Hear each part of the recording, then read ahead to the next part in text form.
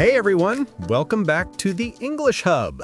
It's David here, sitting in our cozy Los Angeles studio, while outside it's, well, not exactly the California dream today. The wind is howling, the rain's tapping on the windows. Perfect weather for staying inside with a hot drink. Speaking of which, I brought some coffee earlier for the receptionist downstairs. I'm telling you, Jess, this might change everything. I think she's finally going to say hello to me every time now, not just every other time. Oh, come on, David. That's not fair play. You're bribing her with caffeine. I mean, no wonder she'll say hello. You're the man with the coffee. But don't worry. I'm going to surprise her next time. I'll bring her something sweet. Maybe a muffin or two. Let's see who gets more hellos after that. Challenge accepted. This whole thing has turned into some kind of friendly competition. I mean, we're not exactly keeping score, but let's be honest. I am totally keeping score. Of course you are. But it's funny. This whole hello competition actually reminds me of how people use tenses in English. It's like they're competing for the right moment, past, present, or future. And sometimes they just mix it all up trying to be friendly with grammar. Oh, that's a good one, Jess. I like that. It's true. English tenses can feel like a big social game. You've got your past simple for things you've already done, your present continuous for things happening right now, and your future perfect for things that'll be done before something else happens. It's like time travel with grammar. Exactly.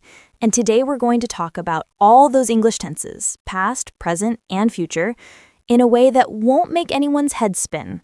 This isn't a boring school lesson, so don't worry. Yeah, no textbooks required here. We're just going to chat, have fun, and help you really feel how tenses work in real life. So if you're listening to us while cooking, walking your dog, doing laundry, or even getting ready for bed, that's perfect. Grab a cup of tea or coffee, maybe cuddle your cat or your dog, take a deep breath, and relax. You're in the right place. Because here at the English Hub, learning English is all about having a good time. Rain, wind, coffee diplomacy, and all. Coffee diplomacy, that's definitely a new tense. We should add the present coffee continuous. I love that one. All right, let's dive into our topic, the world of English tenses. How they work, how they connect, and how you can actually make them your best friends when speaking. Let's go for it. And remember, we're only speaking the truth today. No grammar lies, no boring stuff. Just English, the way it's really used. Couldn't have said it better. So, ready? Let's talk about time, English style. So, how many tenses do you think English really has? 12? Maybe even more? I know, it sounds like a lot. People often say there are 12 tenses in English, and that can sound scary, right? But here's the truth. English actually has just 3 main tenses: the past, the present, and the future. The rest are just variations of these 3. So no need to panic. English speakers don't have more time zones in their grammar than anyone else. Exactly, we don't. We've got the same 3 as everyone else, past, present, and future, but each of them comes in 4 versions, or as I like to call them, flavors. You've got the simple, the continuous, also called progressive, the perfect, and the perfect continuous. Right, and each of these flavors shows a slightly different view of time, like using different camera angles when filming the same moment.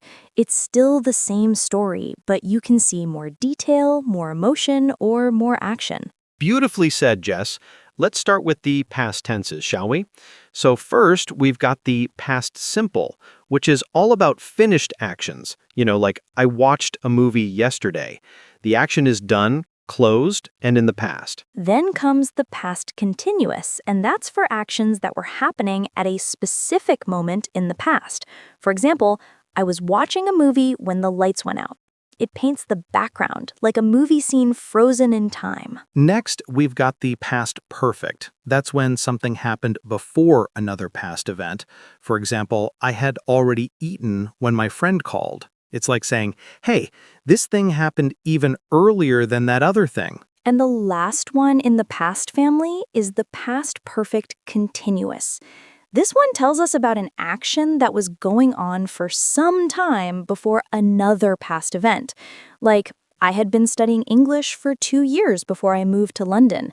It's a great tense when you want to show how long something had been happening. Perfect summary, Jess. Now let's move into the present tenses, where things start feeling more alive, literally. So we've got the present simple. I work, I live, I study. It's used for habits, routines, or facts. Like, I eat too much fast food. Oh, yes. That one sounds familiar. The present continuous is next. That's when something is happening right now or around now. For example, I'm talking, you're listening, and it's raining outside. It shows that life is moving right at this moment. Then we have the present perfect, which is one of my favorites. It connects the past with the present. Like, I've finished my coffee, so now I'm ready to work. The action happened before now, but it still matters now. And the present perfect continuous. That one's for showing how long something has been going on until now. For example, I've been teaching English for 10 years. It's the tense of experience and persistence. It shows your journey. Exactly. Now let's jump into the future tenses, because, well, that's where all our plans and dreams live. So the future simple is the easiest. I will call you later. I will travel next month. It's about things we decide or predict. Then the future continuous. That's for things that will be happening at a specific time in the future. Like, this time tomorrow, I'll be flying to New York. It sounds so elegant, doesn't it? You can almost see the moment happening. Next up, the future perfect. That one looks into the future before another future moment. For example, by next week, I will have finished the project. It's like the time traveler of English tenses. It helps you see what will already be done in the future. And the grand finale, the future perfect continuous. It's long, but it's amazing. It shows how long something will have been happening up to a certain point in the future. Like, by the time you arrive, I'll have been waiting for 2 hours. It's dramatic, but very expressive. You see, each of these tenses, even the tricky ones, adds more color and detail to what you say. At first, it might seem difficult, but once you get used to them, you'll start to love how precise and expressive your English can become. Exactly. You'll start to see time not just as past, present, future, but as a story with rhythm, movement, and feeling. And don't worry, soon we'll take a closer look at each tense with lots of real examples to make it all click. So stay with us, keep your tea or coffee warm, and remember, there are only 3 tenses, not 12. The rest are just fun ways to show the beauty of English time. I love that. The beauty of English time. All right, let's keep going and start discovering them one by one. Yes, but before we dive in, let's just make one thing super clear. This isn't a grammar class. You're not sitting in school right now, and we're not going to throw 100 rules and charts at you. This is the English Hub, and we're here to talk about English, not to make you memorize it. Exactly. This podcast is more like having a friendly chat with 2 people who love English. And maybe a cup of coffee or tea, or even a cozy blanket if it's raining like today. We'll talk about tenses, yes, but we won't bury you under grammar instructions. Right. Usually when people hear tenses, they imagine a strict teacher writing formulas on a whiteboard. You know, subject plus have plus been plus verb ing. And everyone starts feeling tense themselves. That's so true, but not today. We're not here to test you or make you nervous. We just want to help you feel how tenses work, how they tell stories, and how they make your English sound alive and real. Yeah, we'll cover some grammar, of course. We can't avoid it completely, but only the useful parts. The goal is for you to understand the logic behind it, not to remember every single rule. So if something sounds too complex, don't worry. Just listen, enjoy the conversation, and let your brain absorb it naturally. The more you hear English being used, the easier it becomes to understand how all these tenses fit together. Exactly. Think of this as a friendly guide through the world of tenses. No pressure, no tests, just curiosity and a bit of laughter along the way. That's the best way to learn. So if you're listening while walking your dog, making breakfast, or just relaxing after a long day, that's perfect. You don't need to take notes. Just enjoy the ride. Because at the end of the day, English tenses aren't scary. They're just ways to tell your story better. And that's what we're all about here, helping you sound natural, confident, and relaxed when you speak. Exactly. So let's keep it friendly, easy, and fun. And get ready to explore those tenses one step at a time. You know, Jess, maybe it's a good idea to tell our listeners something important before we go any further. You don't need to know all 12 tenses perfectly to speak good English. I mean, honestly, even native speakers don't think about all of them every day. That's so true. You don't need to be a grammar machine. To sound confident and natural, knowing just a few of the main tenses really well is more than enough. Exactly. I'd say if you can use around 3 to 5 tenses comfortably, you can already sound clear, fluent, and confident in most everyday situations. Totally. So let's put them in order, from the most used to the ones that appear less often. That way our listeners can focus on what really matters first. Perfect. So, number 1, present simple. This one is everywhere. We use it to talk about habits, routines, facts, and general truths. For example, I work in a company, or the sun rises in the east. It's your daily driver, the tense you use without even realizing it. Yes, the present simple is your best friend in English. You use it to introduce yourself, talk about what you like, what you do, and how often you do things. If you master this one, you already cover a huge part of daily communication. Then we've got the past simple, which comes right after. That's the tense you need for stories, things that happened before now. I watched a movie last night. I went to the gym yesterday. It's short, clear, and direct. Exactly. And those two, present simple and past simple, already give you the power to talk about your life, your experiences, and your routine. You can handle small talk, interviews, storytelling, everything. Then, when you want to sound a bit more dynamic, add the present continuous. That's the one for actions happening right now or around now. Like, I'm talking, you're listening, and the rain is falling outside. It's a supernatural one to use in conversations because it adds that feeling of now. It's also great for plans, like, I'm meeting my friend later. It already gives your English a very modern, natural flow. Then I'd say the next most useful one is the present perfect. This one helps you connect the past to the present. Like, I've just had lunch, or I've never been to Japan. You'll hear this one everywhere, especially in movies and TV shows. Yes, it's such a good tense because it helps you express experience, not just what happened, but what matters now. Like, I've finished my work, meaning you're ready to relax. So if we stop right here, these 4, present simple, past simple, present continuous, and present perfect, already give you about 80% of what you need for daily conversations. That's the magic number. Once you feel comfortable with those, you can add a few more to make your English richer. For example, the future simple. I'll call you tomorrow. I'll help you with that. Easy and super common. Yes, definitely a must-have. It's short, flexible, and works for promises, predictions, and plans. Then, if you want to sound a bit more advanced, the past continuous comes in handy. Like, I was reading when the phone rang. It adds background to your stories and makes your English more colorful. Exactly. And after that, the future continuous is similar. I'll be working tomorrow morning.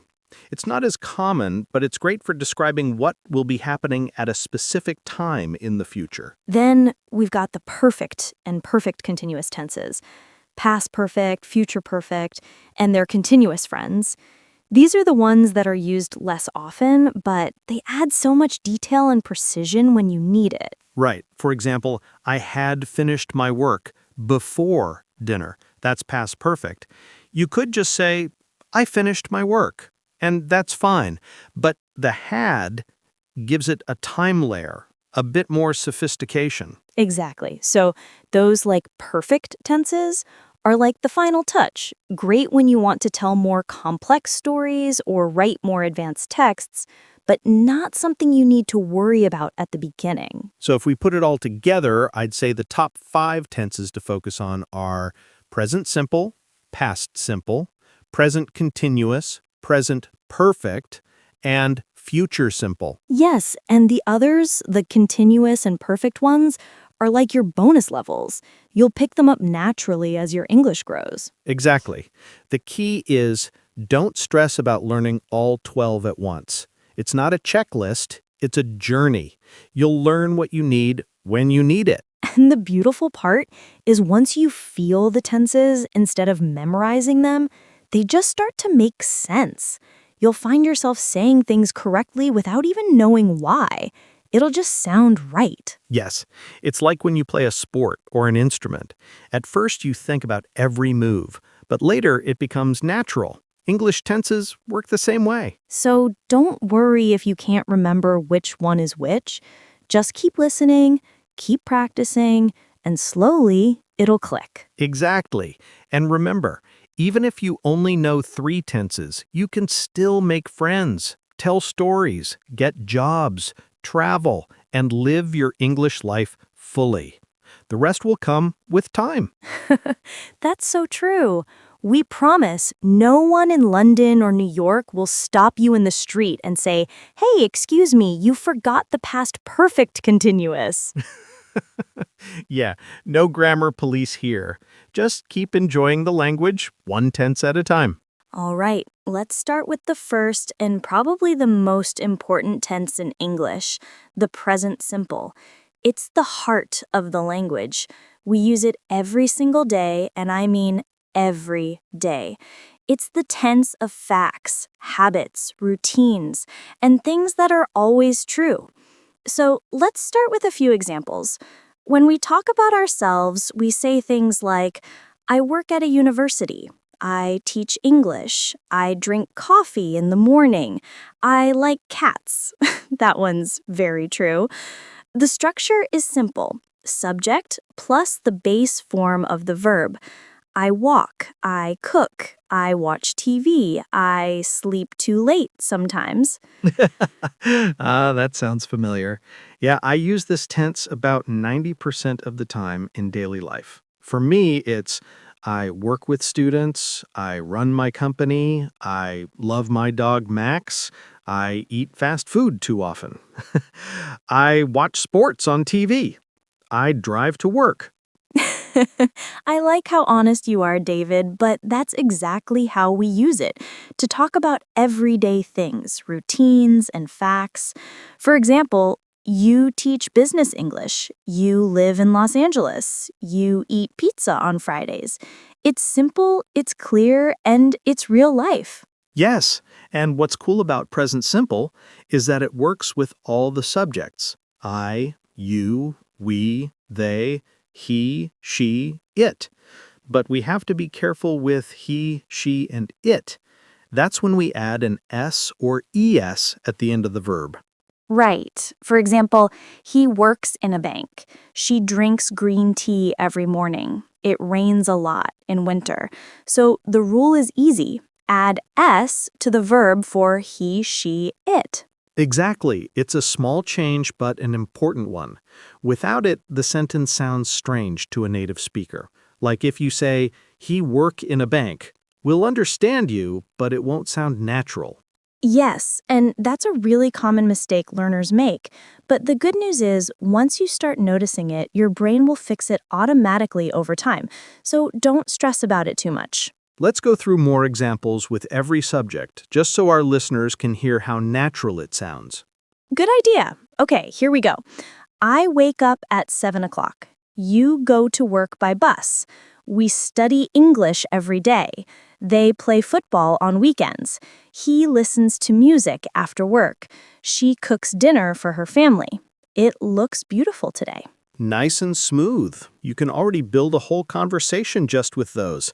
And you can also use adverbs of frequency. Words like always, usually, often, sometimes, rarely, never. For example, I usually start work at 9. You never call me on time. We always meet on Fridays. They sometimes watch movies together. He often forgets his keys. She rarely eats chocolate. It always rains on weekends. It always rains on weekends. That sounds like real life. And those adverbs really help show how often something happens. They work perfectly with the present simple because this tense is all about habits. Exactly. You can also use it to talk about facts or general truths, like the earth goes around the sun. Water boils at 100 degrees Celsius. Dogs love bones. Cats sleep a lot. The ocean looks blue from space. Perfect examples. And another thing, the present simple is also used for schedules or timetables. For example, the bus leaves at 6. My class starts at 10. The shop opens at 9 and closes at 5. Yes, that one is often surprising for learners because they think, wait, that's the future. The bus will leave. But in English, we often use present simple for fixed future events like schedules. Exactly. If something is official, planned, or fixed, like timetables, meetings, or flights, we use present simple. It's one of those small but very useful tricks. Let's also not forget the negative form. It's super simple too. You just add don't or doesn't. I don't eat breakfast. You don't like rainy days. We don't watch TV often. They don't drive to work. He doesn't play tennis. She doesn't drink coffee. It doesn't snow here in summer. Yes, and remember, doesn't is for he, she, it, so that's why you don't add the S to the verb after it. You say he doesn't work, not he doesn't works. That's a small but common mistake. Right. And the question form is just as easy. You start with do or does. Do you like pizza? Do they live near here? Does he work in a hospital? Does she play the guitar? Do we have class today? And of course, when you answer, you can keep it short. Yes, I do. No, she doesn't. Yes, they do. Easy and friendly. Exactly. You don't need to repeat the whole sentence. Just a short answer works perfectly in English. You see, listeners, the present simple isn't difficult at all. It's logical, clean, and you already use it in so many sentences every day without even realizing it. Yes, and it's the perfect foundation for all other tenses. Once you feel confident with this one, the others start making more sense because they're just expansions of this simple idea of time and action. Exactly. So don't rush. Practice small things like saying your daily routine. I wake up, I brush my teeth, I make breakfast, I go to work, I come home, I relax. You can even make it fun. Describe what your pet does. My cat sleeps, she eats, she jumps, she watches birds. Or my dog Max. He runs, he eats, he barks, he sleeps, he repeats. That's his entire day. Sounds like a perfect life. Yeah, he's a master of present simple. So, to wrap this part up, remember, use present simple for things that are always true, regular, habits, or facts. Add S for he, she, it. Use don't and doesn't for negatives. And do and does for questions. That's it. Simple, natural, and super powerful. The present simple really is the base of all English conversations. And we'll keep building on it as we go. Next, we'll see what happens when things start moving in the moment. Oh yes, when English gets active. And this is present continuous, or some people call it present progressive. Both names mean the same thing, and this is one of my favorite tenses. It's all about actions that are happening right now or around now. If the present simple is about facts and habits, then present continuous is about what's actually going on at this very moment. For example, right now, I'm talking, David's listening, the rain is falling outside, and someone downstairs is probably making coffee again. Right. And I'm still thinking about that coffee. But you're absolutely right, Jess. This tense is alive. It's moving. It's the inaction tense. We use it when we want to describe something that's happening as we speak or something that's happening around this time, even if not exactly at this second. For example, I'm working on a new project this week. That doesn't mean I'm doing it right now this second, but it's happening around now, during this period of time. Exactly. So the present continuous has this flexible now feeling. The structure is simple. Am, is, are, plus verb, plus ing. So you say, I am talking, you are listening, he is working, she is cooking, it is raining, we're learning, they are driving. You can also make them shorter in daily speech. I'm talking, you're listening, he's working, she's cooking, it's raining, we're learning, they're driving. That's how native speakers sound natural. Exactly. And it's so common to hear it in conversations.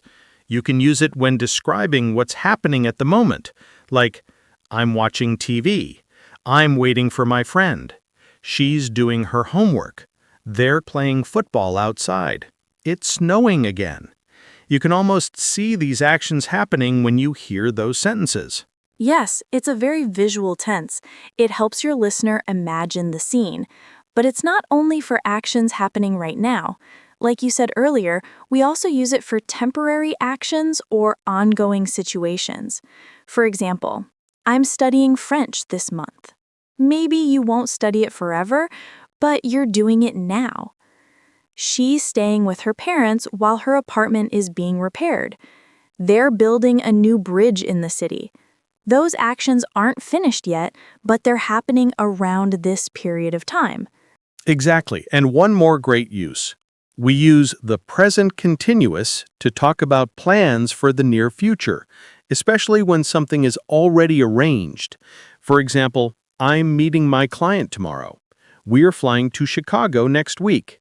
They're coming for dinner tonight. So even though it's future, it's still called present continuous because it's about a planned and confirmed event. Yes, and it sounds more natural and personal than will. Saying, I'm meeting a friend tomorrow feels like you already have it in your calendar. Exactly. So it's like present simple for timetables and present continuous for personal plans. Nice and easy. Let's also show our listeners how to make negatives and questions because that's super useful too. Sure. The negative form is easy. You just add not after am, is, are. I'm not working today. You aren't listening. He isn't sleeping. She isn't watching TV. It isn't raining anymore. We aren't going out tonight. They aren't studying now. Perfect. And the question form is just as simple. We move am, is, are to the beginning. Am I talking too fast? Are you listening to me? Is he working now? Is she coming with us? Is it raining outside? Are we ready? Are they studying together? I love that first one. Am I talking too fast? That's a classic teacher line. But yes, you see how smooth it is. And if you want to answer, just say, yes, I am. No, I'm not. Yes, she is. No, she isn't. Very short and natural. Yes, and we can use present continuous to describe changes or developments too, things that are slowly happening. For example, the weather is getting colder. My English is improving. People are becoming more interested in online learning. Technology is changing the world. These are not just one-time actions, they're trends or gradual changes, and that's why present continuous works perfectly. Yes, that's such a great point. When we talk about processes, something that's developing or changing, this tense adds energy and life. It tells your listener that the world is moving. And now, very important, when not to use it. We don't usually use present continuous with stative verbs. Verbs that describe states, feelings, or thoughts, not actions. For example, we don't say, I'm knowing you, we say, I know you. We don't say, I'm liking pizza, we say, I like pizza, or I'm believing you. No, just, I believe you. Right. Those verbs are about the mind or emotions like love, hate, know, believe, understand, remember, want, need, prefer, like, seem. They describe situations, not actions. Right, but sometimes people play with that rule in informal speech, just for fun or to sound emotional, like, I'm loving this song. It's not grammatically perfect, but it's very common in spoken English now. Yes, like that famous slogan, I'm loving it. Even McDonald's made it a trend. But for learners, it's good to know the difference between the standard rule and spoken flexibility. Right. So, quick summary. We use present continuous for actions happening right now. I'm talking, you're listening. Temporary actions. I'm living in Los Angeles for a few months. Changing situations. The days are getting shorter. And future arrangements. We're having dinner with friends tomorrow. Exactly. And I'd add it's a great tense for storytelling, too. You can make your stories feel alive. For example, I'm walking down the street. Suddenly, it starts raining, and I see my old friend from school. It pulls the listener into the moment. Yes, that's a fun trick. Present continuous can make your story sound like it's happening right now, even if it's in the past. That's what movie trailers and storytellers often do. It creates a sense of drama and immediacy. So, listeners, when you use this tense, think of it as painting movement. Something's happening, changing, growing, or developing, and that's what makes your English sound alive. Exactly. And if you make small mistakes at first, don't worry. Just start using it in daily talk. Describe what's happening around you. I'm drinking tea. I'm waiting for the bus. I'm sitting at my desk. It's the easiest way to practice and make it automatic. Yes, even talk to your pet. I'm cooking, Max, and you're watching me again. That's already good practice. Perfect. Learning with your dog, that's real motivation. So, now that our listeners are moving in the present, literally, we're ready to jump into the past in motion next time. But for now, keep noticing how often you hear ing verbs in English conversations and TV shows. They're everywhere. Yes, because life doesn't stop and neither does the present continuous. All right, let's move on the present perfect. And honestly, Jess, this one is a bit of a mystery tense for a lot of learners. It's called present perfect, but it's about the past. Or is it? The trick is, it's not just past. It's the past connected to the present. Something started before and still has an effect or result now. That's why it's still called present. Yes, it's like the bridge between past and present. Not completely then, not completely now, but something in between, the experience or result that's still relevant. Yes, and the structure is really simple once you get it. Have or has plus past participle.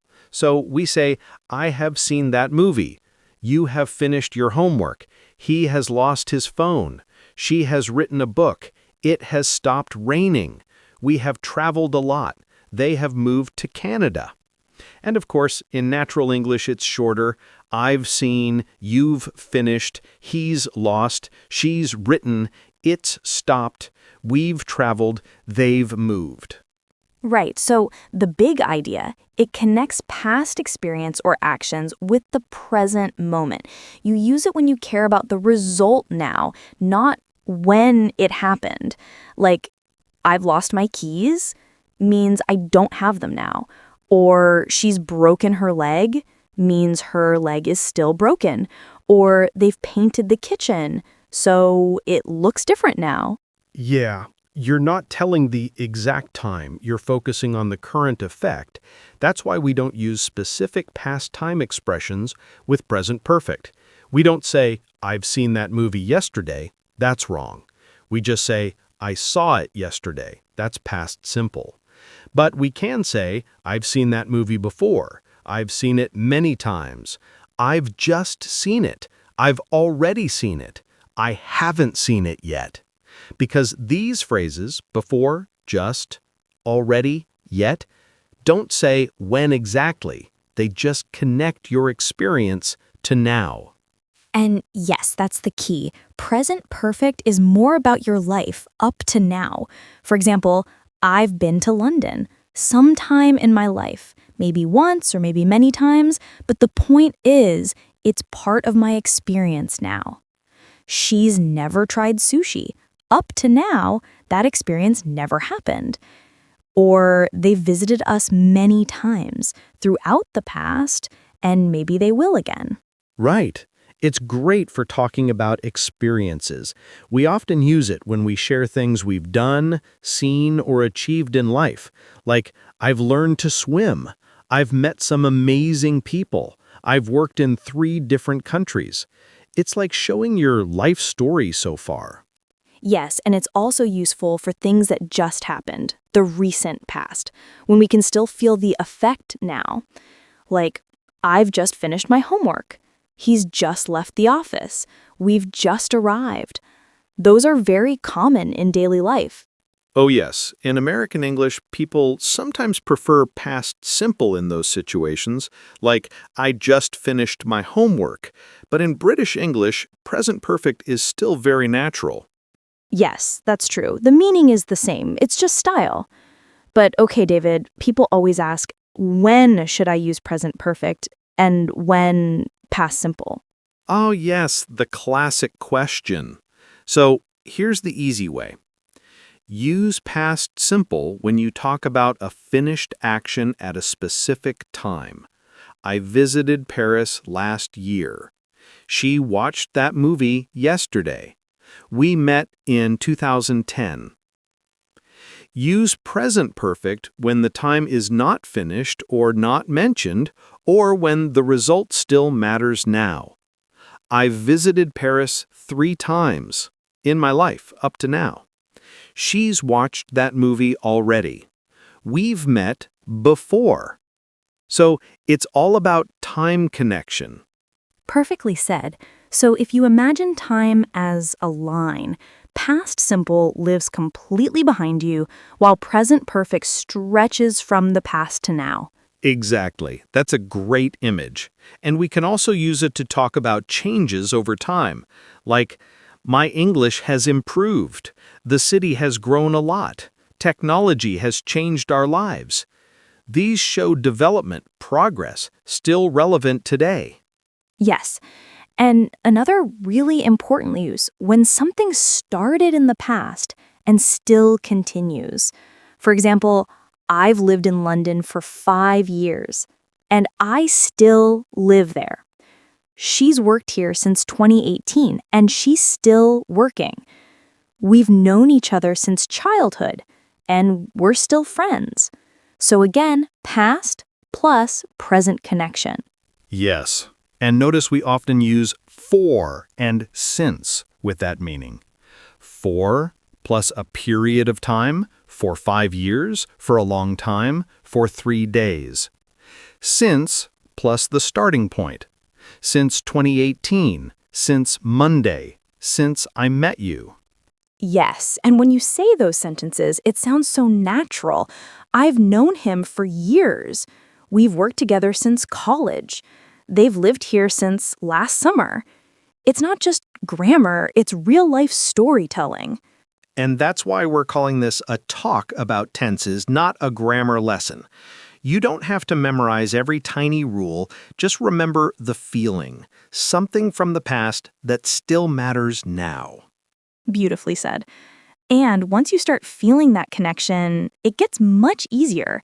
For example, if you say, I've lost my phone, your brain is focused on the problem now.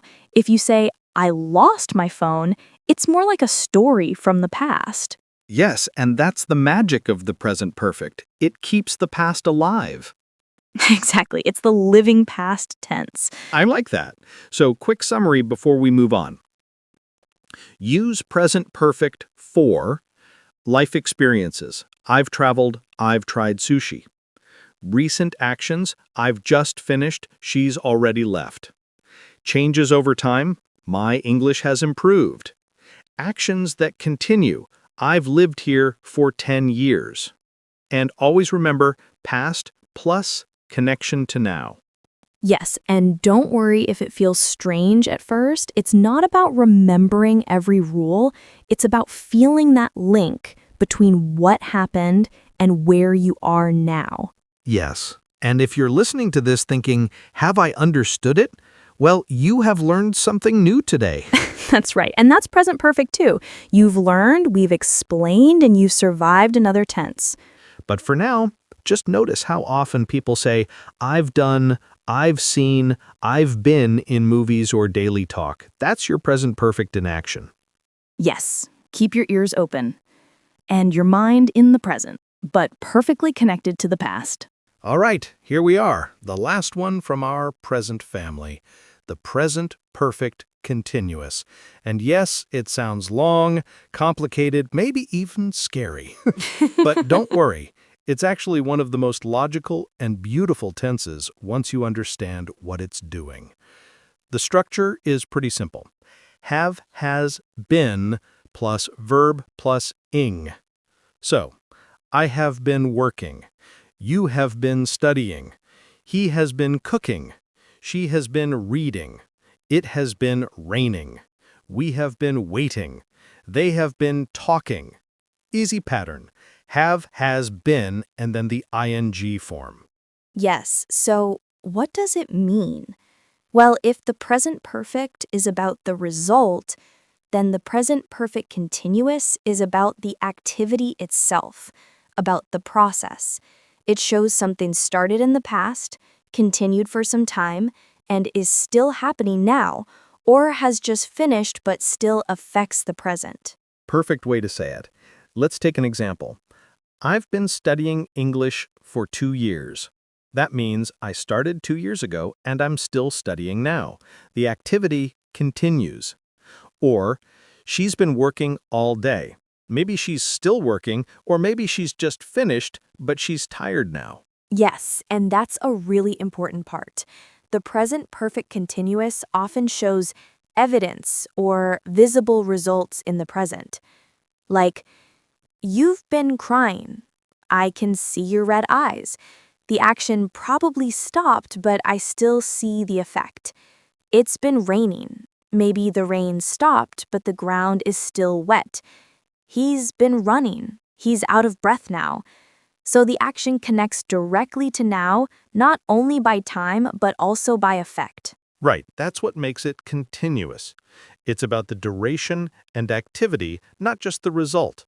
And notice, it's usually used with how long or since/for phrases. I've been waiting for you for 20 minutes. She's been learning Spanish since high school.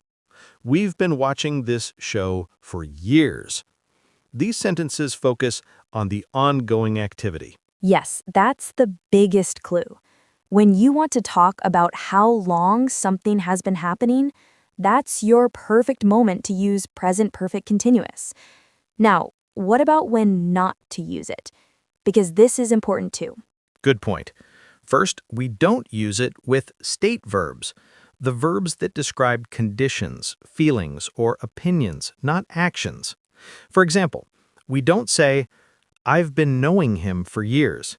It's, I've known him for years. Or not, I've been loving this song lately, but I've loved this song lately. Well, that one's a bit flexible in modern English, but you get the idea. Yeah, modern songs sometimes break the rules, like I've been loving you, baby. But in grammar reality, we usually keep state verbs in present perfect simple. So use present perfect continuous only when it's about real actions or progress, something you can see, measure, or stop. For example, I've been working. You've been studying. they've been talking, but not I've been being tired or she's been knowing the answer. Exactly. And another thing, sometimes both present perfect and present perfect continuous can work, but the meaning slightly changes. For example, I've worked here for 5 years. Focus on the result or the fact. I've been working here for 5 years. Focus on the process and time. Both are correct, both are natural, it just depends on what you want to highlight. Yes, I like to explain it this way. The present perfect says, I have done it. The present perfect continuous says, I have been doing it. One is about the product, the other is about the activity. That's brilliant. Let's look at a few more examples. We've been waiting for the bus for half an hour. We started before, still waiting now. He's been fixing his bike since morning. He started earlier, probably still doing it, or maybe just finished. They've been arguing all day. They started earlier, and maybe they still are, or we can still feel the tension now. It's been snowing since noon. Still snowing, or the snow is fresh outside. Yes, and you can also use it for temporary situations. For example, I've been staying with my parents this week. She's been using my laptop while hers is broken. Those things are happening around now, but they're not permanent. Yes, temporary actions that started earlier and are still happening. Now, sometimes learners ask, what if I say, I've been working all day versus I've worked all day? What's the difference? So, I've worked all day emphasizes the result, like the work is done. I've been working all day emphasizes the activity, like I'm tired now because I've been doing it for a long time. Both are right, but one focuses on what's done, the other on how long or how intense it's been. Yes, exactly. So if you're describing effort, time, and energy, use the continuous. If you're describing completion, use the simple. Like, I've been cleaning the house all morning and I'm still cleaning or just finished, maybe sweating, versus I've cleaned the house. The job is done. It's clean now. Right. The first one shows the journey. The second one, the destination. That's a great way to put it. And of course, we can also use it when we complain. Like, you've been playing games all day, or they've been talking too loudly. It shows you noticed something continuing for too long. Yes, that's actually very common. Parents love that tense. I've been telling you to clean your room all week. Yes, it's the I've been repeating myself tense. So, to wrap this one up, here's the key idea. A. Use present perfect continuous for actions that started in the past and are still happening or just finished with a visible result now. B. Focus on the process, the duration, or the evidence. C. Don't use it with state verbs. Yes, and it's one of those tenses that really helps your English sound more alive and natural. Instead of saying, I studied English for 2 years, you say, I've been studying English for 2 years. It feels more active, more in progress. Yes, it shows you're still on your English journey, just like everyone listening to us right now. Yes, you've been listening to us for quite a while now. See, that's present perfect continuous too. True, and hopefully you've been enjoying it, because this tense, like English itself, is all about staying connected from past to present. Well said. So, listeners, if you've been practicing along with us, keep it going. You're not just learning grammar, you're living it. Hello to everybody who's still listening to us. You've made it through all 4 present tenses. Congratulations. We've been talking, explaining, joking, and yes, drinking a lot of coffee in the process. But now, my friends, it's time to travel back in time. We're going to the past.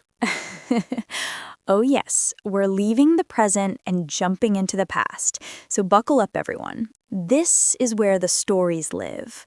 The past is full of memories, adventures, and of course, grammar. And the first stop on our journey, the past simple.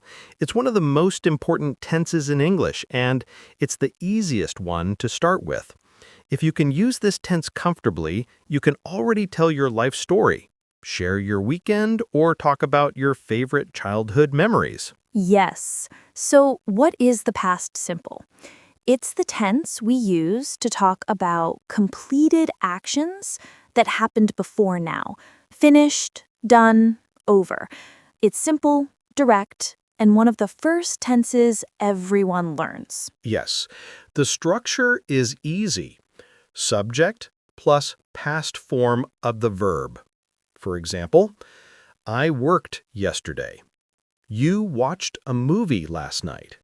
He played football. She studied English. We traveled to Spain. They cooked dinner. If it's a regular verb, you just add ed. And if it's an irregular verb, well, you just have to remember it, like go, went, see, saw, eat, ate, have, had. Yes, those irregular verbs. They're like the little surprises of English. But they make storytelling so much fun. And the key idea with past simple is that the time is finished. The action happened, and now it's over. For example, I saw that movie yesterday.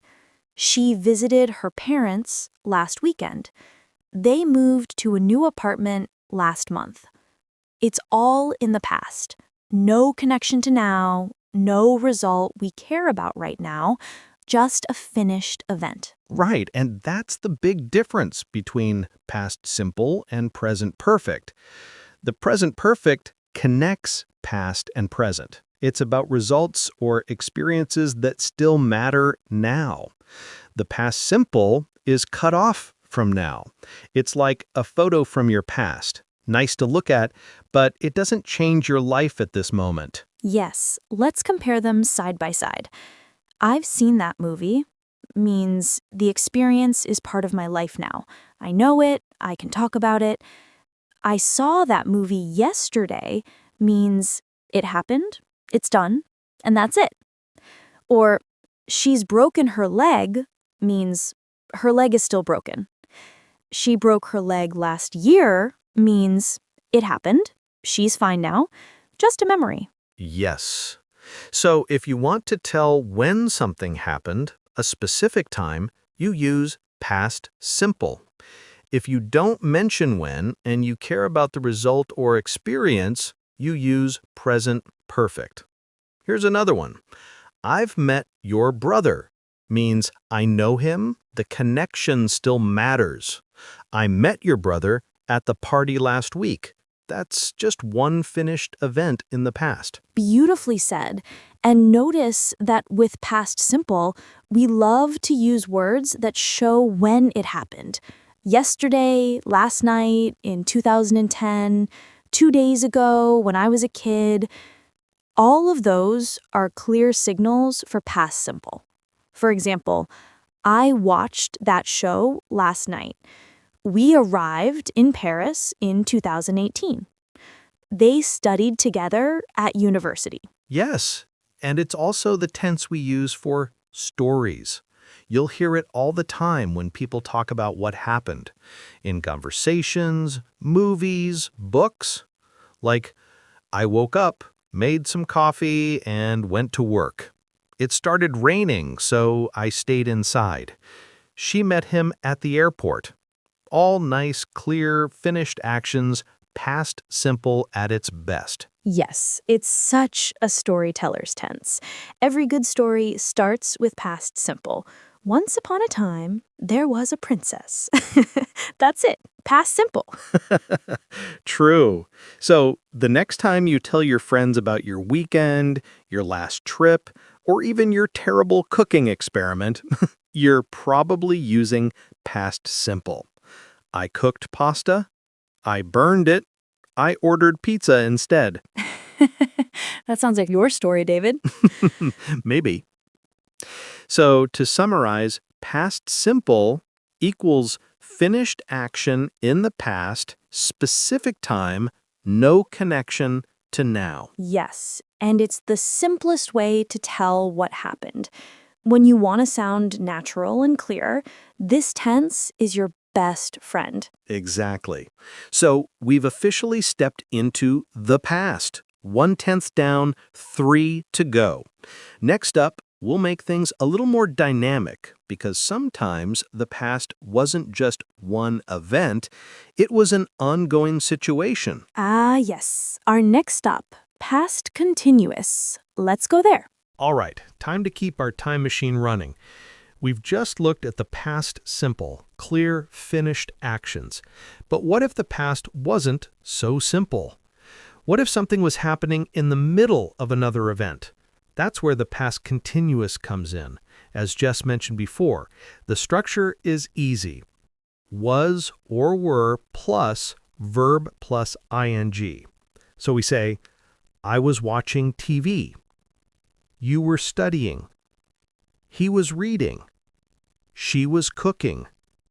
It was raining. We were talking. They were playing.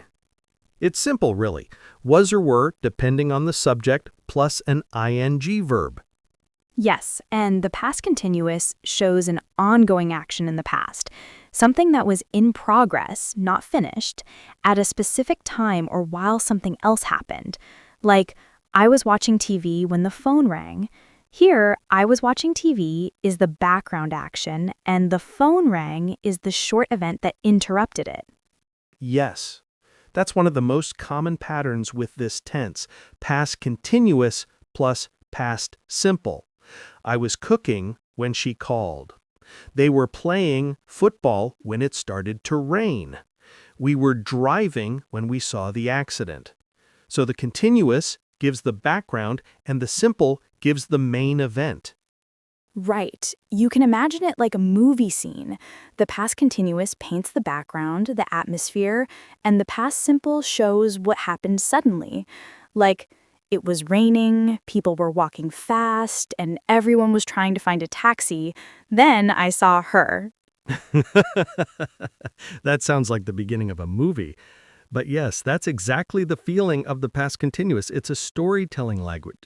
It gives your listener a sense of what was going on before something happened. Yes, and we also use it to describe two actions happening at the same time in the past. For example, I was reading while he was cooking. They were laughing while we were talking. The kids were playing and the parents were chatting. Everything was happening together. That's the beauty of this tense. Yes, it's like a live photo of the past, things happening in motion, not just a single frozen moment. And we also use it to describe temporary situations in the past.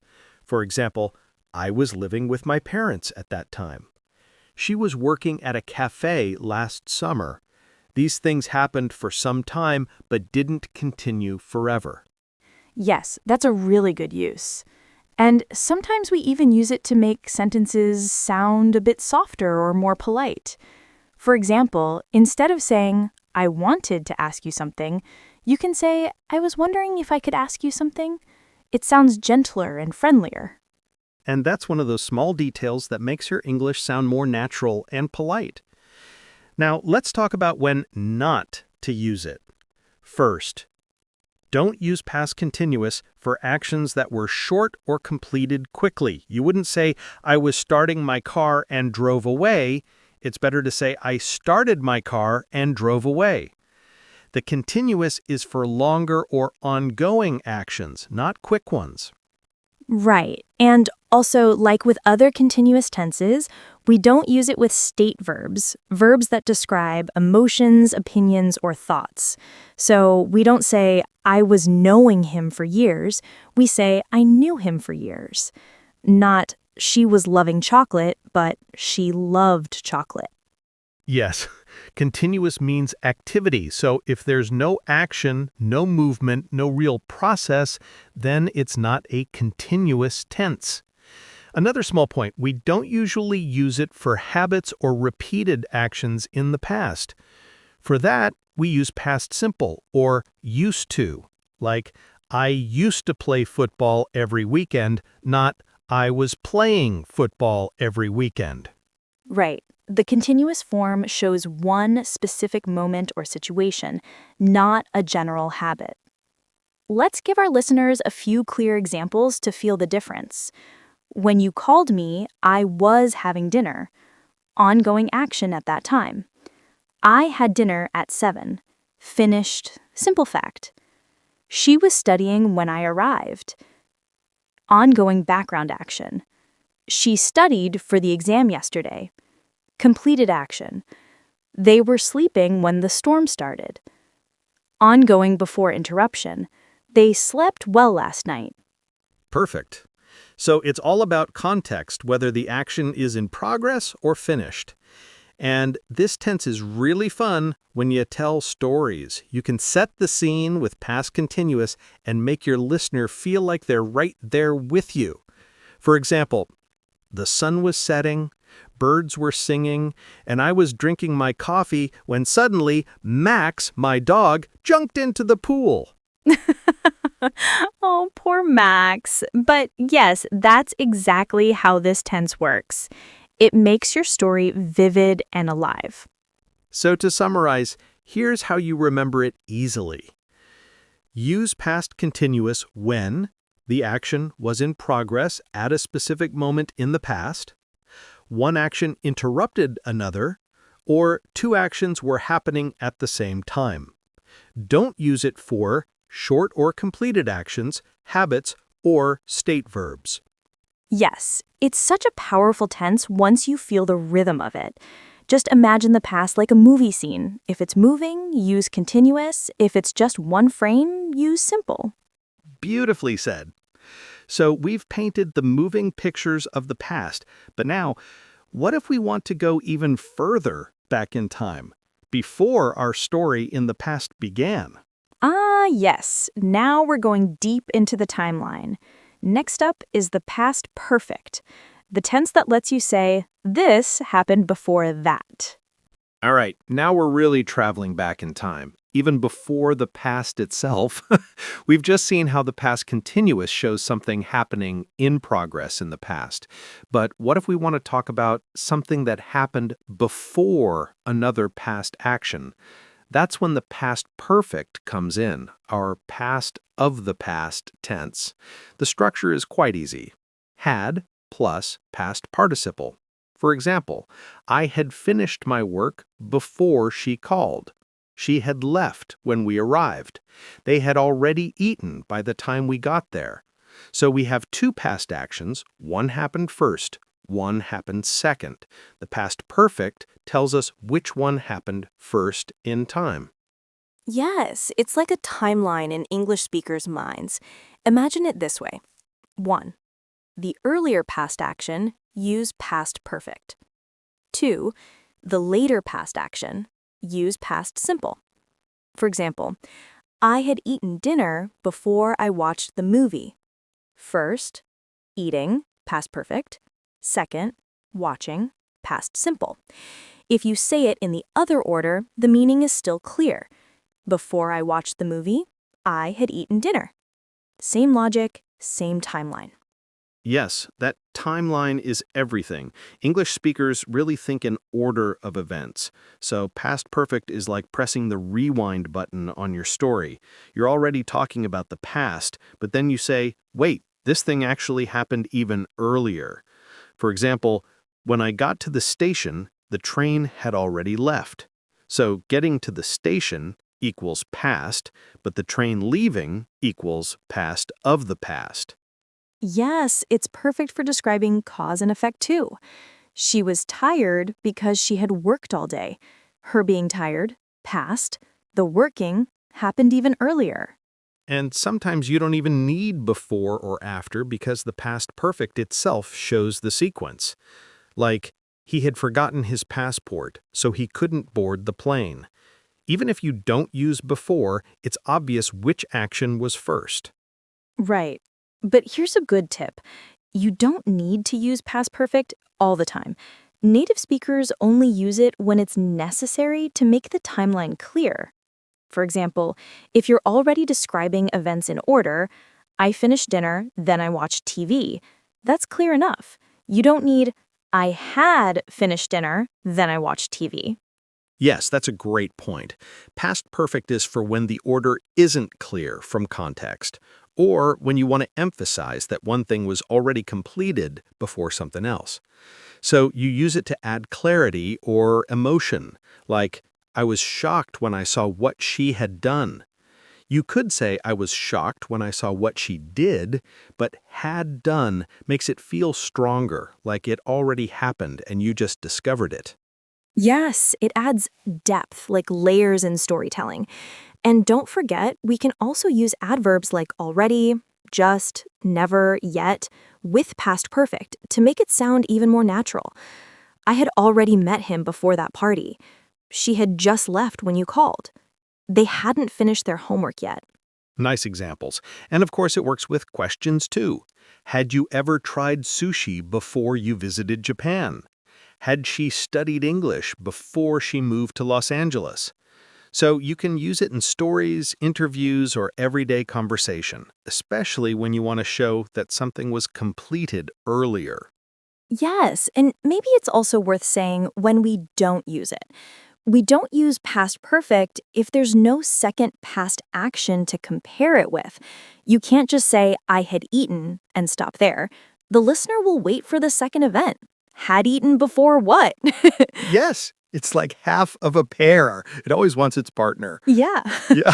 So to keep it simple, use past perfect when you talk about something that happened before another past action, you want to show cause and effect, or you want to add clarity to your story's timeline. Don't use it when the order of events is already obvious or when there's no second event. Yes, and remember that the beauty of past perfect is how it makes your story flow naturally. You can jump back in time smoothly. It gives listeners that clear sense of this happened first.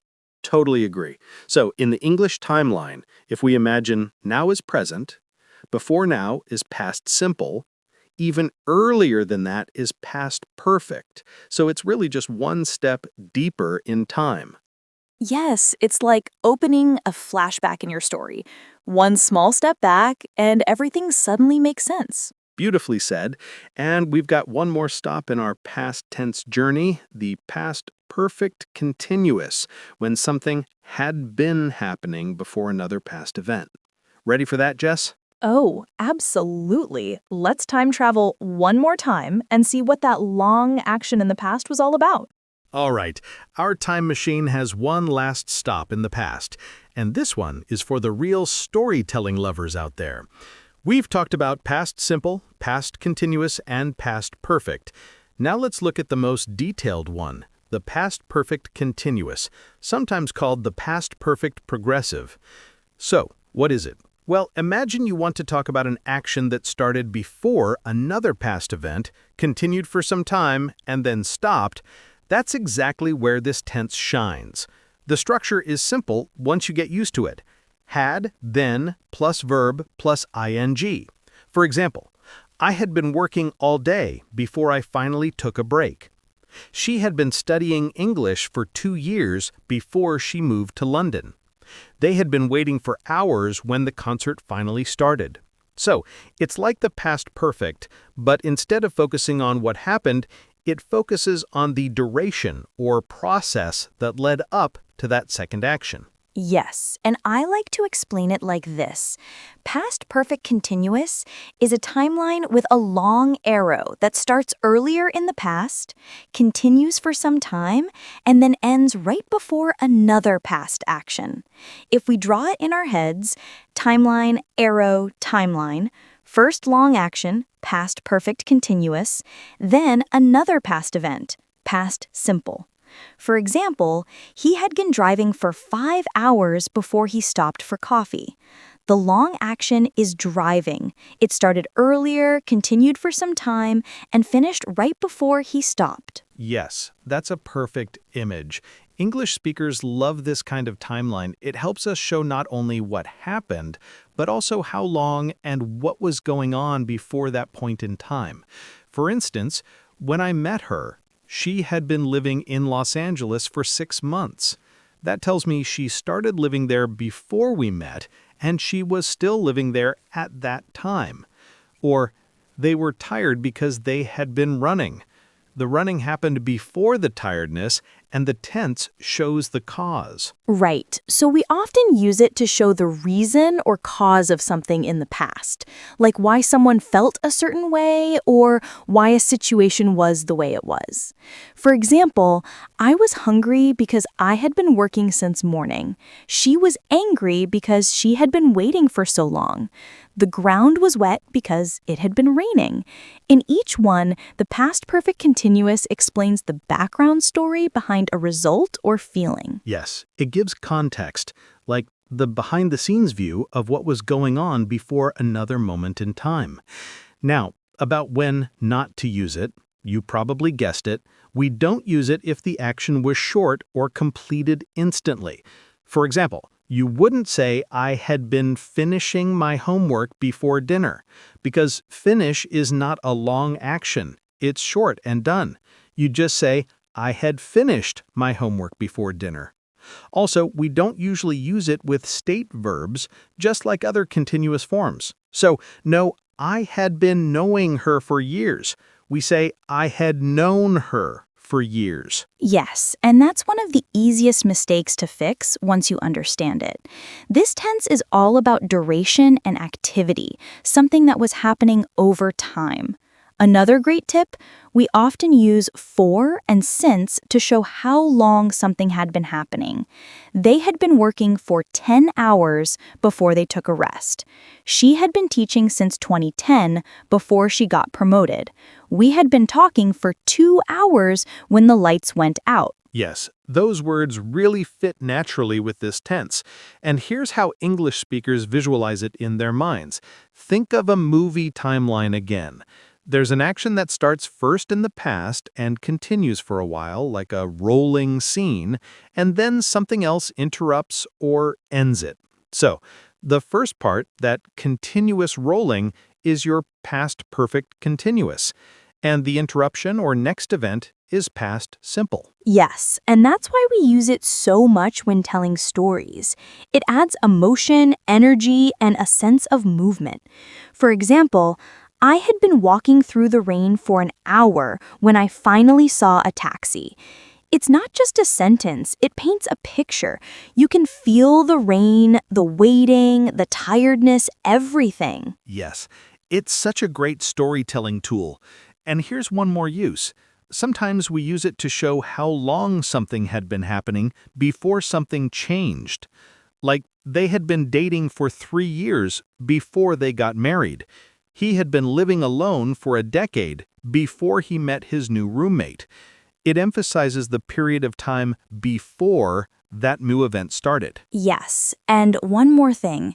Native speakers sometimes use past perfect instead of past perfect continuous when the focus is on the result rather than the process. So, I was tired because I had worked all day. Focus on the result, tired. I was tired because I had been working all day. Focus on the process, working for a long time. Both are correct, just a different point of view. That's a really good distinction. So if you think about it this way, past perfect means what happened first.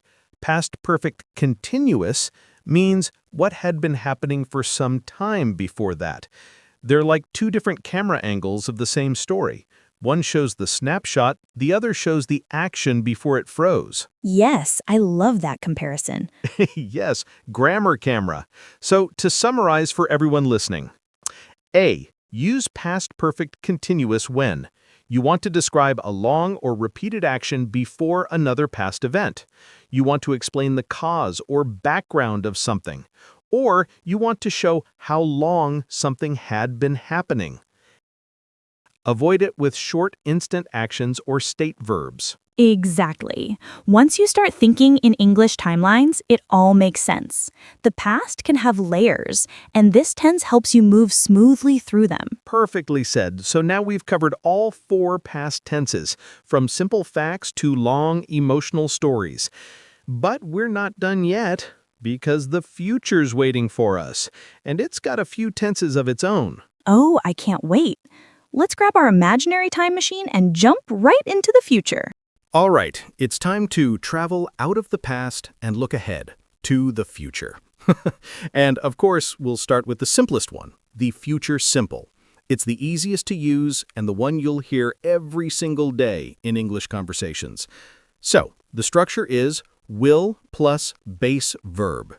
For example, I will call you tomorrow. She will help you with your homework. They will come to the party. We will see what happens. It doesn't change with I, you, he, she, or they. It's always will plus verb. That's one of the reasons people love it. No complicated endings or forms.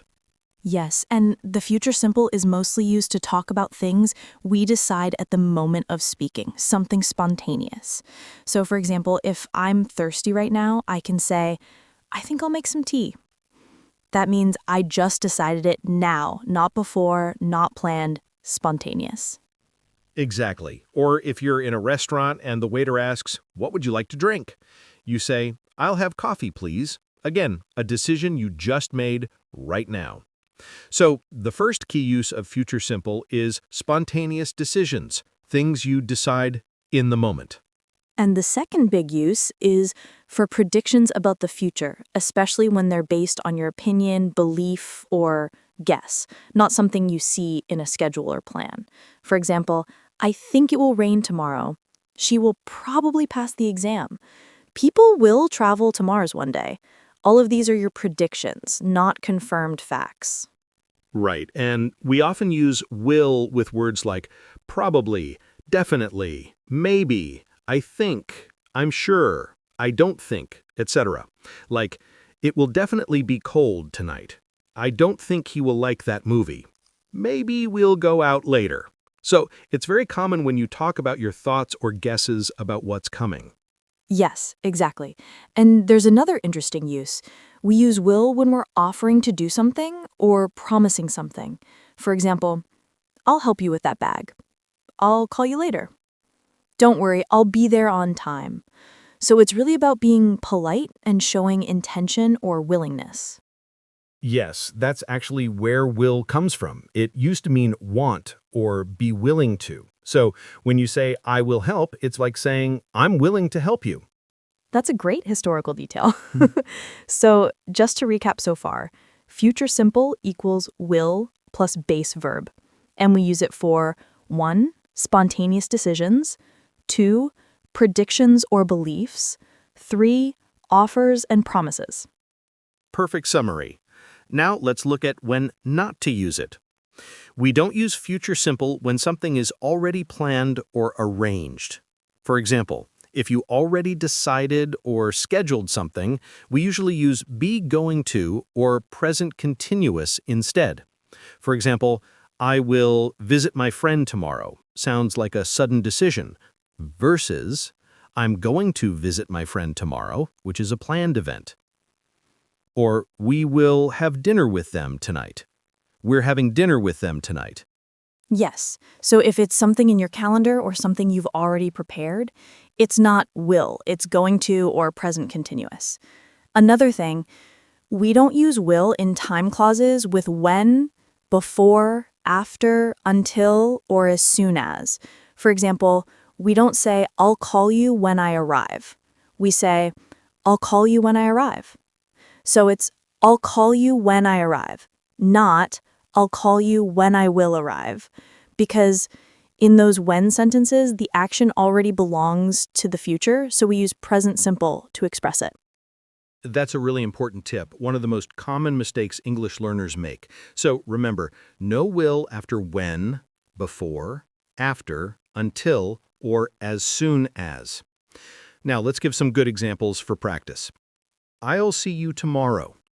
She'll text you when she gets home. He'll probably come later. We'll go to the beach if it's sunny. I'll tell Max not to eat my sandwich again. Yes, please tell Max. Or maybe I'll tell him first. He listens to me. Yes, you're right. Max likes your voice more than mine. But yes, the point is, future simple is light, flexible, and natural. It's perfect for speaking because it lets you express your thoughts, decisions, and feelings quickly. And it's also great when you just want to sound neutral, not too formal, not too planned. For example, I'll see what I can do. We'll find a way. I'll let you know soon. These are everyday sentences people use at work, with friends, everywhere. Yes. So, to summarize again, use future simple for quick decisions, predictions, promises, and offers. Don't use it for fixed plans or after when, before, after, and similar time words. And that's it. Simple, clear, and one of the most useful tenses you'll ever learn. Yes, it's like your Swiss knife for talking about the future. Easy, reliable, and always there when you need it. I love that comparison. All right, so we've got the simple future now, but as we know, English loves details. So next we'll see what happens when the future isn't simple anymore. Oh, yes. Next, we'll talk about actions that will be in progress in the future. Get ready for the future continuous. All right, let's move one step further into the future. Not just what will happen, but what will be happening. That's right, we're talking about the future continuous tense. It's one of my favorites because it sounds so natural and polite, and it helps you talk about future actions in progress, things that will be going on at a certain time. The structure is simple. Use will be plus the verb plus ing. For example, I will be working tomorrow morning. She will be traveling next week. They will be studying when you arrive. We will be having dinner at 8. So it's like the present continuous or past continuous, but moved into the future. Yes, the future continuous helps you describe something that will already be in progress at a specific future moment. For example, at 10 p.m. tonight, I'll be sleeping. This time next week, we'll be lying on the beach. Don't call me at 9, I'll be teaching my class. It's a way of saying this action will already be happening at that time. Yes, and that's one of the most common uses, talking about ongoing actions at a specific time in the future. The action starts before that future moment and continues during it. For example, tomorrow at this time, I'll be driving to work. It doesn't mean you'll start driving exactly at that time, or that you'll finish, just that the action will be in progress then. Yes, and it's also great for talking about planned or expected events, things that will probably happen in a normal routine. For example, don't worry about calling her. She'll be working at that time. They'll be having dinner around 8, as usual. It sounds more natural and polite than will work or will have dinner. Yes, and that's actually another big reason English speakers love this tense. It can make future sentences sound softer and more polite. For example, instead of saying, "Will you come to my party?" which sounds like a direct question, you can say, "Will you be coming to my party?" It's the same meaning, but it sounds more relaxed, friendly, and open. Yes, and that's a good trick for learners. If you want to sound polite when you ask about someone's plans, use the future continuous. Like, will you be joining us for dinner? Will you be using the car tonight? Will you be staying long? These sound very natural and not too formal. Yes, it's perfect for conversation, and it also helps when we don't want to sound too pushy. If you say, "Will you help me tomorrow?" it's a request. But if you say, "Will you be helping me tomorrow?" it's more like checking or confirming the plan, not demanding. That's true. It's polite grammar magic. Totally. Now, let's talk about when not to use future continuous. We don't use it for decisions or promises. That's future simple's job. So not, "I'll be calling you later" as a promise, but "I'll call you later." Also, we don't use it for things that will be finished before a future moment, because that's what future perfect is for.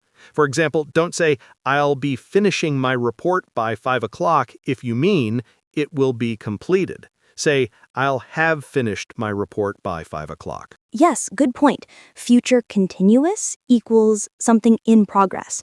Future perfect equals something completed. And just like other continuous tenses, we don't use it with state verbs like know, believe, like, understand, want. So not, I'll be knowing the answer soon, but I'll know the answer soon. Yes, let's give some good examples to make it clear for everyone. At 7 p.m., I'll be cooking dinner. At this time tomorrow, we'll be flying to New York. When you come, she'll be sleeping. They'll be studying all night for the exam. He'll be watching football on Sunday. You see, it's all about what's happening at that future moment. Yes, and I really love how this tense makes you sound like you have your life organized. Like, I'll be working, I'll be exercising, I'll be doing yoga. It just sounds calm and in control. You're right, it gives your sentence that everything's under control vibe. And I also like how it's used for polite arrangements. For example, in business, you might say, I'll be waiting for your reply. We'll be expecting your call. Those sound professional and polite, much better than I will wait for your reply. Exactly. It's a nice, soft, natural future. And it's easy to build because it's just will be plus verb ing. So to sum it up for everyone listening, use future continuous for actions in progress at a future moment, polite questions or expected events, describing what will be happening naturally or normally. Avoid it for short or completed future actions, decisions or promises, and state verbs. Perfect summary. And once you start thinking in these timeline pictures, English tenses start feeling like a story. You can almost see time moving. So we've now got the future in motion, but next we'll go one step further. What if you want to talk about something that will already be done by a certain point in the future? Ah, yes, the tense of achievements and completed actions. That's the future perfect, and I can't wait to dive into it. All right, friends, we're moving ahead again. Now that we've explored the future continuous, let's talk about another powerful one, the future perfect tense. This one sounds fancy, but honestly, it's just about looking backward from a point in the future.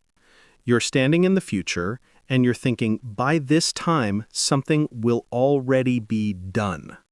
The structure is will have plus past participle.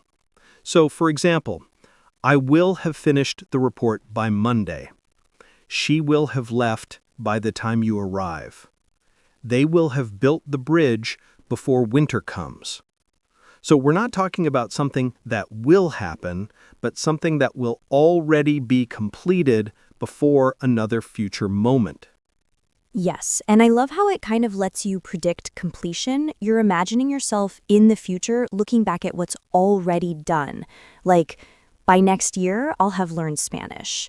By the time the guests come, we'll have cleaned the house. It's like you're already feeling that sense of achievement before it even happens. Yes, that's why this tense feels a little more visionary. It's great for talking about goals or deadlines. English speakers often use it for projects, studies, or plans that will be complete before something else happens. Here's a nice way to remember it. When you want to talk about finished before future, use will have plus past participle. Yes, and people often forget this tense because it's not something we use all day, but it's really useful when you need to be specific about time and completion. Like, we'll have arrived before it gets dark. He'll have eaten lunch by the time you call. The movie will have started before we get there. So it's all about that earlier in the future idea. Yes, and that's the tricky but cool part. You're still talking about the future, but you're imagining something as already done at that point. Now let's talk about when not to use it. You shouldn't use the future perfect when you're just talking about general plans or expectations. That's for future simple or future continuous. For example, I will have go to the store later. Wrong. I will go to the store later. Correct. Or if you're describing something that will still be in progress, you should use future continuous, not future perfect. At 6 p.m., I'll have working. Wrong. At 6 p.m., I'll be working. Right, and you also don't use it when the time limit isn't clear. The future perfect really needs some kind of reference point, something like by 6 p.m., by next week, by the time you come, etc. Otherwise, it just sounds incomplete. Like if you say, I'll have done it, people naturally think, okay, by when? Yes, it's a tense that loves deadlines. It's your by the time tense. By then, by tomorrow, by next month, by the time you get home. For example, by the time you wake up, I'll have gone to work. By this time tomorrow, they'll have reached the airport. By December, we'll have saved enough money for a trip. Yes, and I think it's also nice because it makes you sound a bit more advanced when you use it naturally. For example, instead of just saying, I'll finish my project next week, you could say, by next week, I'll have finished my project. It's more precise and sounds fluent. Absolutely. It's one of those tenses that English speakers use naturally when they're planning or thinking ahead. You hear it a lot in business or goal-setting contexts. For example, we'll have reached 10,000 customers by the end of the year. They'll have completed the construction before the grand opening. The company will have launched the new app by March. It's formal, but very natural in planning or reporting. Yes, and I'd say one more thing, it's great when you want to check understanding about timing. Like, will you have finished the report by then? Will they have moved into their new house by summer? Those are polite ways to ask about completed actions in the future. Perfect examples, and I love how this tense gives your sentence that little sense of accomplishment. You're basically saying, hey, future me, look what I've done. Yes, it's the optimistic tense. You use it when you believe something will be done. So, to sum it up for everyone, use future perfect when you want to talk about something that will be finished before a future time. You want to show deadlines, achievements, or expected completions. Avoid it when you just mean something will happen. Use future simple instead. The action will be in progress. Use future continuous. And there's no clear by when moment. Yes, it's all about that finished before future logic. And now that we've got that one done, next comes the last piece of the puzzle, the future perfect continuous, which sounds long but is actually quite intuitive. Oh yes, that's the one that shows how long something will have been happening by a certain point. It's the tense for long-running future actions, and it's a fun one. Let's jump into that next. All right, everyone, we finally reached the last tense for today's episode, the future perfect continuous. This one sounds like a mouthful, but it's actually quite logical once you understand its purpose. So what is it? Basically, we use it to talk about an action that will be ongoing for some time and will still be happening until a specific future moment, or will have been happening up to that point. The structure is will have been plus verb plus ing. For example, by next month, I will have been working at this company for 5 years. She will have been studying English for 3 hours by the time her class ends. They will have been waiting for over an hour when the bus finally arrives. So it's like a tense that emphasizes duration in the future, how long something will have been going on before another future moment. Yes, and the main focus here is not just that the action happens or will be completed, it's how long it has been happening. That's what sets it apart from future perfect, which just shows completion. For example, I will have been reading this book for 2 weeks by the time I finish it. The future perfect continuous stresses the 2-week duration, while future perfect would just say, I will have read this book by the time I finish it. Yes, and we often use it to show effort, activity, or processes that take time in the future. It's very common in professional or academic context, but also in everyday conversation when you want to emphasize how long something has been happening. For example, by the end of the day, he will have been working for 10 hours. By the time she arrives, we will have been cleaning the house for 3 hours. Yes, and just like other continuous tenses, we don't use it with state verbs. So don't say, I will have been knowing him for years. Instead, it's, I will have known him for years. Right. And also, we use it only when the duration matters. If you just want to say an action will be completed, you use future perfect. For example, I will have been studying for 5 hours by 8 p.m. Focus on the 5 hours of studying. I will have studied for 5 hours by 8 p.m. Focus on completion. So the continuous adds that sense of ongoing effort or activity. Yes, and we often use words like for and since to make it natural. They will have been playing football for 2 hours by the time we arrive. She will have been living in Los Angeles since January when we visit her. It really makes your English sound precise and advanced. Yes, and it's also very useful when you want to express expectation or predict duration in the future. For example, by the time he retires, he will have been working in the company for 40 years. By next year, we will have been saving money for this trip for over 2 years. It gives a sense of long-term planning or effort. Yes. Now, when not to use it, you shouldn't use future perfect continuous for actions that will be short or instantaneous, state verbs, or if the duration is not important. For short actions, just use future perfect. For example, I will have been finishing my homework by 7 p.m. Wrong. I will have finished my homework by 7 p.m. Correct. Yes, that's a good tip. And also, if there's no clear by when reference, it usually doesn't make sense. This tense needs a future point or deadline to connect the ongoing action to. Perfectly said. So let's give a few full examples for our listeners. By 9 p.m., I will have been working on this project for 6 hours. By the time you arrive, we will have been waiting for over an hour. She will have been practicing the piano for 3 years by the time of the recital. They will have been traveling for 12 hours when they finally land. And it really gives that sense of effort, progress, or long activity. It's the perfect tense for showing how much someone has been doing before another future event. Yes, and it's a great way to sound precise and fluent when talking about future plans, goals, or ongoing actions.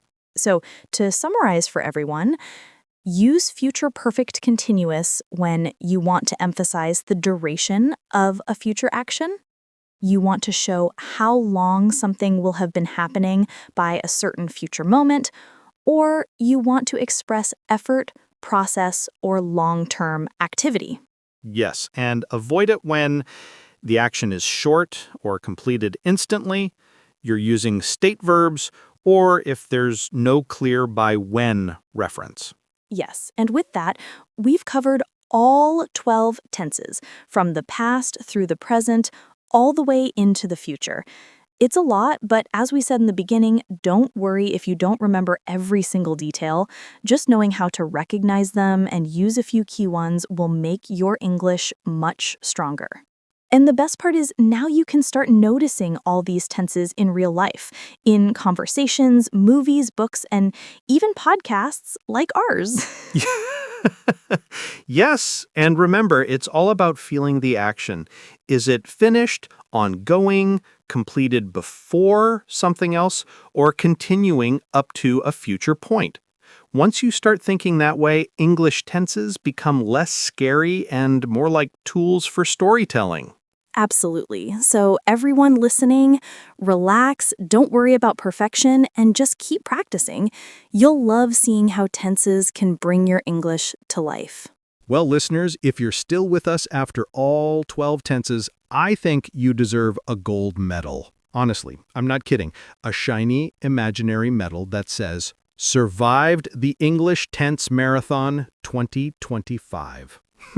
Keep it on your virtual shelf. You earned it. Yes, you definitely deserve some kind of trophy, or at least a cookie. But hey, here's a fun little challenge for our listeners. Yes, we want you to get creative. Write a comment using any tense you like. Past, present, future, continuous, perfect, perfect continuous. Show off a little. We'll be reading your comments, and we might even feature some in our next episode. Yes, and don't worry about mistakes. This is all for fun, practice, and sharing your ideas.